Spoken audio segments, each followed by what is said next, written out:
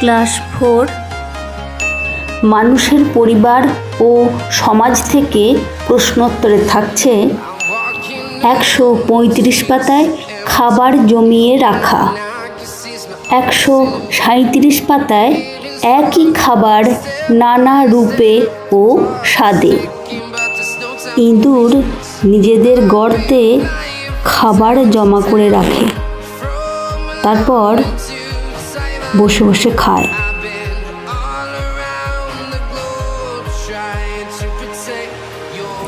আর বর্ষার আগে পিঁপড়েরা তাদের বাসায় খাবার জমা করে রাখে।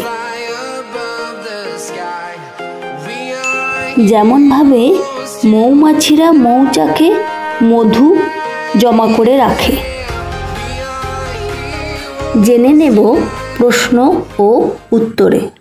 মানুষের পরিবার ও সমাজ, 135 পাতায় খাবার জমিয়ে রাখা। 1 নম্বর প্রশ্ন লেখো, বর্ষাকালের জন্য কোন প্রাণী খাবার জমায়? উত্তরে লেখো পিঁপড়ে। 2 নম্বর, কোন প্রাণী নিজের দেহের থেকেও অনেক ভারী জিনিস বয়ে নিয়ে যায়? উত্তরে হবে পিঁপড়ে। 3 নম্বর, মৌমাছিরা ফুলের মধু কোথায় জমিয়ে রাখে? উত্তর হবে মৌচাকে। 4 নম্বর প্রশ্ন, ইঁদুর কোথায় ধান জমিয়ে রাখে? উত্তরে লেখো নিজের গর্তে। 5 নম্বর, গাছ কোথায় কোথায় তাদের খাবার জমিয়ে রাখে? উত্তরে লেখো পাতায়, কাণ্ডে, ফলে এবং শিকড়ে। 6 নম্বর প্রশ্ন, মাংস কি বেশি দিন রেখে দেওয়া যায়? উত্তরে হবে না, পচে যায়। 7 নম্বর প্রশ্ন, অনেক দিন ভালো থাকে এমন 2টি শস্যের নাম বলো। উত্তরে লেখো ধান ও গম। 8 নম্বর, মানুষ পোড়ামাটির পাত্র কেন বানিয়েছিল? উত্তরে লেখো পোড়ামাটির পাত্র জলে গলে যায় না বলে জল ধরে রাখার জন্য বানিয়েছিল। 9 নম্বর প্রশ্ন, মানুষ প্রথম দিকে কোথায় কিভাবে শস্য জমিয়ে রাখত? উত্তরে লেখো প্রথম দিকে মানুষ মাটিতে গর্ত করে বা পাথরের এবড়ো খেবড়ো পাত্রে শস্য জমিয়ে রাখত। 10 নম্বর প্রশ্ন, হিমঘর কি? উত্তরে লেখো হিমঘর হলো একটি বিশেষ ধরনের বড় ঘর যেখানে তাপমাত্রা খুব কম রাখা হয়। পচনশীল জিনিসপত্রকে দীর্ঘ সময়ের জন্য টাটকা রাখার জন্য ব্যবহার করা হয়। 11 নম্বর প্রশ্ন, পশ্চিমবঙ্গের কোন কোন জেলায় আলু রাখার জন্য প্রচুর হিমঘর আছে? উত্তরে লেখো পূর্ব ও পশ্চিম বর্ধমান এবং হুগলিতে। 12 নম্বর প্রশ্ন, গোলায় ধান রাখার পদ্ধতি কি? উত্তরে লেখো প্রথমে গোলা থেকে সব পুরনো ধান বের করে নেওয়া হয়। এরপর দেখা হয় গোলার মধ্যে যেন যথেষ্ট আলো বাতাস চলাচল করতে পারে এবং এটা যেন স্যাঁতস্যাঁতে না হয়। তারপর সেখানে নতুন ধান ঢালা হয়। এবার 137 পাতায় একই খাবার নানা রূপে ও স্বাদে। 13 নম্বর লেখো খাবারকে জীবাণুর হাত থেকে বাঁচানোর জন্য কি কি ব্যবহার করা যেতে পারে? উত্তরে লেখো নুন, ঘি, মধু, তেল এসব ব্যবহার করে বাঁচানো যায়। 14 নম্বর প্রশ্ন, তরল বা জলশুদ্ধ খাবার কিভাবে ভালো রাখা যায়?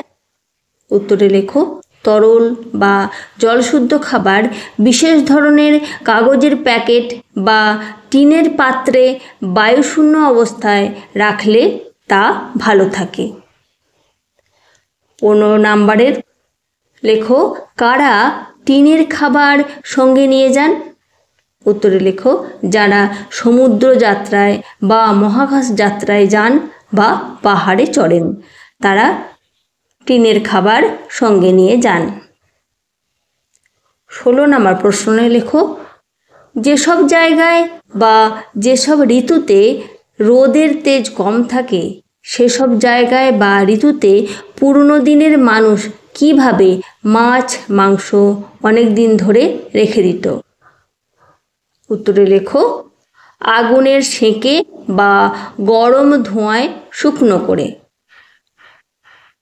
17 নম্বরের প্রশ্ন, টিনবন্দি বা বোতলের খাবারে অনেক রকম পদার্থ মেশানো হয় কেন? কারণ যাতে বেশ কিছুদিন খাবারের খাদ্যগুণ বজায় থাকে। 18 নম্বরের প্রশ্ন লেখো, আচার কাসুন্দি মাঝে মাঝে রোদে দেওয়া হয় কেন? উত্তরে লেখো, বাতাস থেকে ঢুকে পড়া জল যাতে কমে যায় সেজন্য আচার কাসুন্দি মাঝে মাঝে রোদে দেওয়া হয়। 19 নম্বরে স্তম্ভ মেলাও। ক স্তম্ভের সঙ্গে খ স্তম্ভ। পর্বত আরোহী, ক স্তম্ভে আছে পর্বত আরোহী, আলু, আমের শরবত এবং হরিণ। আর খ স্তম্ভে আছে তৃণভোজী প্রাণী, গ্রীষ্মকাল, হিমঘর, টিনের খাবার। এর উত্তরে করো, পর্বত আরোহীর সঙ্গে মিলবে টিনের খাবার, আলুর সঙ্গে মিলবে হিমঘর, আমের শরবতের সঙ্গে মিশবে গ্রীষ্মকাল, হরিণের সাথে তৃণভোজী। 20 নম্বর প্রশ্ন, শূন্যস্থান। তোমাদের 138 পাতা থেকে যে শূন্যস্থানটা আছে, কি জিনিস কিভাবে অনেক দিন ভালো রাখা যায়? 138 পাতায় তোমরা দেখো এই শূন্যস্থানটা পাবে। উত্তরে লেখো, লেখা আছে কি জিনিস, ক্ষেত্রে লেখা আছে নোনা জলের মাছ। কিভাবে ভালো রাখা যায়? নুন মাখিয়ে রোদে শুকিয়ে। 2 নম্বরে আছে বাঁধাকপি। কি করে ভালো রাখা যায়? কুচি করে কেটে রোদে শুকিয়ে ভালো রাখা যায়। চাল কি করে ভালো রাখা যায়? নিম পাতা শুকিয়ে চালের সঙ্গে মিশিয়ে দিলে চালে পোকা আসে না। টমেটো পাতলা টিস্যু পেপার বাটিতে পেতে সেই বাটিতে রাখলে টমেটো বেশ কয়েকটা দিন ভালো থাকে। আজ এই পর্যন্তই, দেখা হচ্ছে পরের ভিডিও, পরের অধ্যায়ে নতুন প্রশ্ন এবং উত্তরের সাথে। Thank you.